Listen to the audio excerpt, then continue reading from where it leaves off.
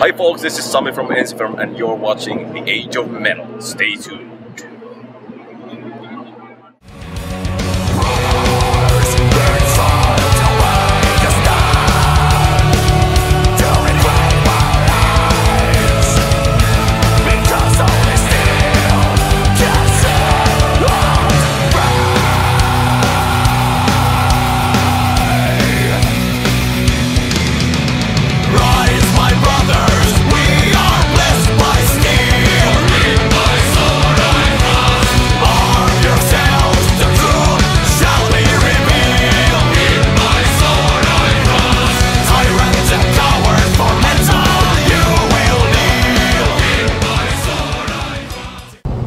Hello everyone, this is Miguel with the Age of Metal and I'm here with Sami of Ensiferum. How you doing, man? I'm fine, and you?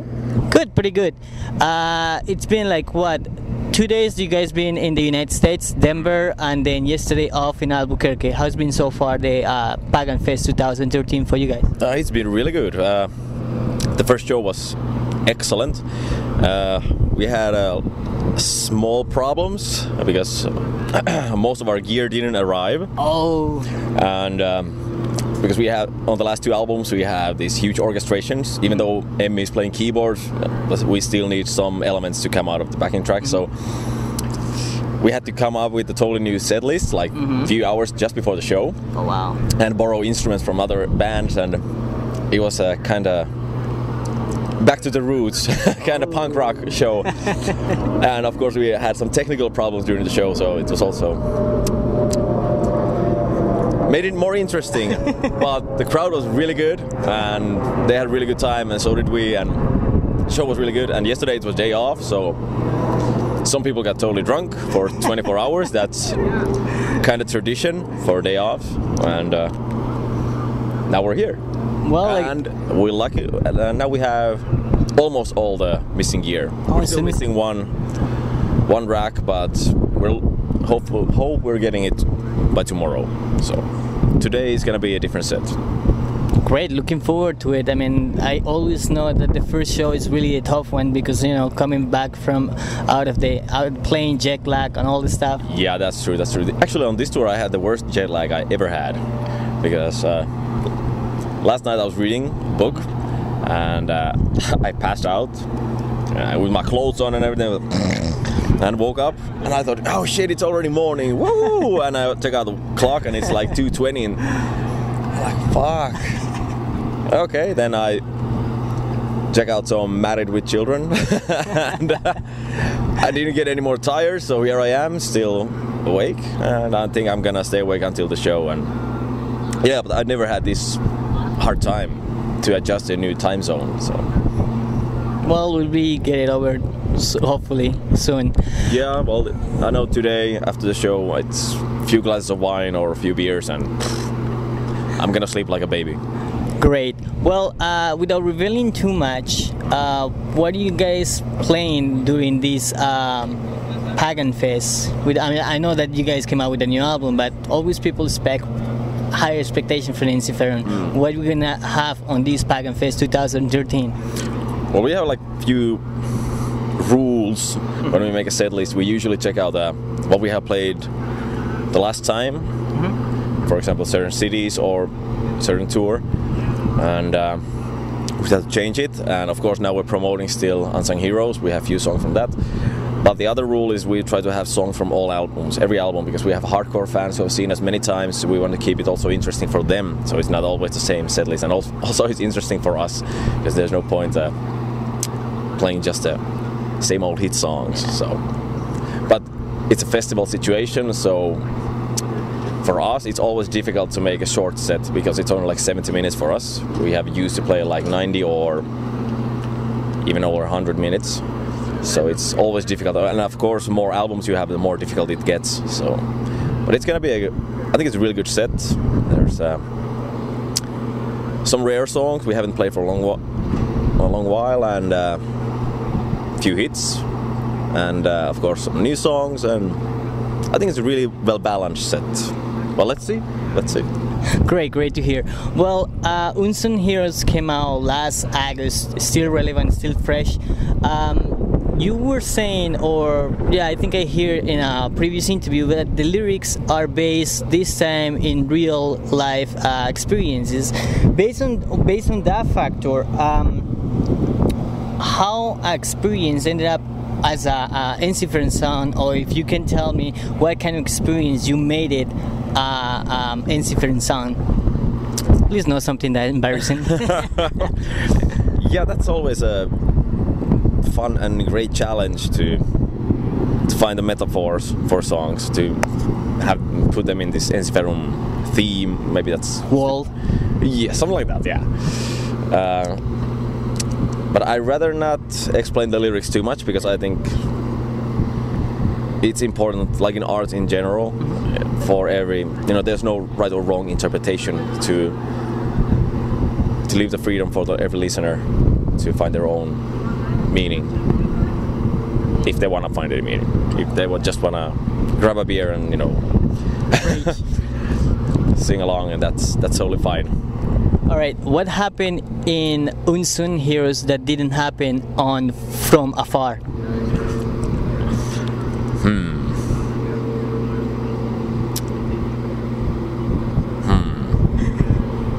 I don't know. That's a difficult question, because I think Unsung Heroes is a pretty natural step ahead from Afar. So it was something missing that you guys didn't do in Afar. Like, let's do it in Unsung Heroes. Of course, from every session, every studio session, you learn a lot, and every time you compose stuff and you get to play them live, you notice, damn, we should have done this differently, or so. Of course, there's a lot of things we could have done better on previous albums, and there's also a lot of stuff we could have done much better on Unsung Heroes. But that's, again, something that we learned, and we're gonna use that experience when we hit the studio next time. All right, on the album it comes a bonus track for a cover of Bamboleo by Gypsy Kings. After I listened to it, it totally blew my mind. It's just like fucking amazing. How you guys ended up getting the idea of doing exactly that cover? It's actually a really old idea. We talked about it for years. I think Markus had the idea. Whenever he was drunk, he was saying, someday we're gonna do it, like death metal version of Bamboleo, and we were like, yeah, someday. And we had some ideas for cover songs for the album, and it was actually the first weekend of the studio session. We stayed in the studio, in Petrak's studio, and the recorder producer guy Hiili Hiilesmaa went home for a weekend, and we stayed for the weekend just to check out the cover songs and check out which actually is the best one. And there were many okay songs, but none of them was like, yes, this is it, this is something really special, this is really worth putting as a bonus track. And I can't remember who was it said, what about the Bamboleo idea? And everybody was like, now would be a perfect time for that. And I think it was Pete who came out with some death metal riffs, and I was like, oh, time out. And I went to listen to the lyrics, and I wrote them down as they're pronounced, because none of us speaks any Spanish, and check out the chords so that the basic structure kind of follows the original. And we recorded really raw demo of that, and on Monday morning when Hiili Hiilesmaa came back to the studio, he was drinking coffee, and we're like, yeah, come listen to this. And we started playing the Bamboleo. He just was drinking his coffee, and when we finished the song, he was like, dude, you have to go home during the weekend. This is not healthy. This is not normal at all. But he loved it. And it was so fun song to do. You can probably, if you have seen the studio diaries, we had a really good time doing it then. Definitely is a great song. But in the future, we will see some, I don't know, probably Lady Gaga, Adele cover by Ensiferum. You never know. Because the guys from Trollfest, they just did a cover of Toxics by Britney Spears. So okay. And Bottom also did a cover of Britney Spears. Yeah. You never know. Well, we like to surprise. So let's see. That would be fun. Well, the 10th anniversary DVD was released back in 2006. Yeah. Are there any plans to a new DVD? DVD from Ensiferum? Yes, we actually had an idea for a new DVD for years. and we had a really cool idea for the DVD. Not just of course, it would have included a really special show, long set with guests and everything, and there was a really good idea for the kind of theme for the DVD. But the problem was, plain and simple, money, because record label said DVDs don't sell anymore because people download it and there's no really point doing it anymore. And so it was like, okay, if we can't do it properly, then we're gonna do it. Yes. But let's see. Never say never. We still have lots of material. We like Markus he has like the very first show of Ensiferum. Oh wow! You know, when they're like teenagers. Yeah. And we have hundreds of hours of material during all these years, and we have really special shows recorded from during these years, and so the idea is still there.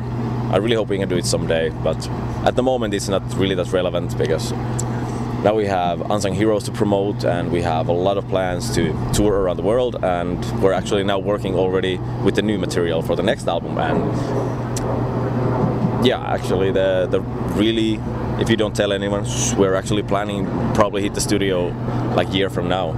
Oh wow, really quick.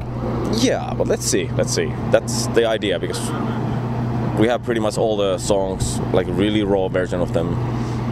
And any concept of it? You know how you're gonna ask that. I'm not gonna reveal anything yet, but it's gonna be again another step ahead to, or sideways, or somewhere from Unsung Heroes. It's definitely another step of evolution in Ensiferum music, and that's the way it goes. Well, Sami, looking forward to it. Next thing on Ensiferum that I know is that you guys gonna be here in South America for the first time. Yes. You guys gonna be in Colombia, Argentina, Brazil, and I understand Chile as well. Which of these countries are kind of like fill your expectations, or how you feel about going down to South America? I think that would be the best question. In one word, finally, because we have waited that for years. We had so many offers from there for many years. Even when I joined the band back in 2004, 2005, we already got then some requests to play there, but they never matched our schedules, or the offers were so low that we wouldn't have been able to do it, because you know, flying out of Finland and all the visas and everything, it's so damn expensive. So we're really happy finally to get there, and we've heard so much good. It is good. Yeah, from other bands who have toured there, so the expectations are really high. You won't be disappointed, trust me. Yeah. Well, closing up, what is next for Ensiferum after this Paganfest and after South America? A bunch of summer festivals. There are still some that are not announced, and there are some special plans for the autumn. And are you guys coming back in the autumn? Are you guys coming back here in the autumn, probably? Let's see. There are a lot of different plans, so let's see which one fits the schedule best. Yeah, the end of this year is gonna be pretty busy, and again, like I said, we're gonna work with the new songs, and hopefully we can hit the studio like a year from now, like spring, and then it's gonna be another summer festival season. The album's gonna come out, and then a touring period. So you know, circle of life just keeps rolling. So things look really good, because we love what we're doing. The spirit inside the band is really good, and everybody's just looking forward to play another show all the time. So it's, I don't know, we are really privileged to be in this kind of situation. Definitely you are.